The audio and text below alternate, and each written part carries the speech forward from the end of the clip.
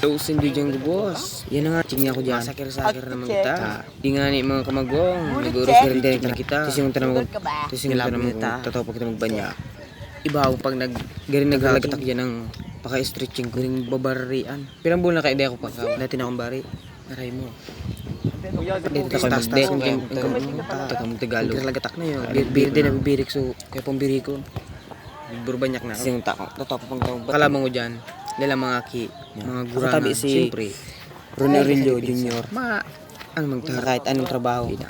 Tingnan ko na dyan tabi ang cellphone ko. Hala ko lang view. Papailing ko na dyan sa mga kaiba ko. Shoutout pala dyan sa mga kaiba ko. Si Marpio Guab. Dyan kay Jan Hilig. Tapos si malako na ako. Jan Hilig. Malako na ako dyan. Parabaw. Tatasan ko tabi niya ng camera ko. Gusto ko mailing ang bitis ko. Yun na. Tigas ko na.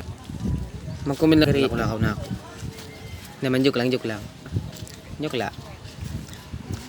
Tapos kung ako tabi si Ronnie Aurelio. Content creator lang. Hindi ko tabi si Ronnie ng trabaho. Minta ko sa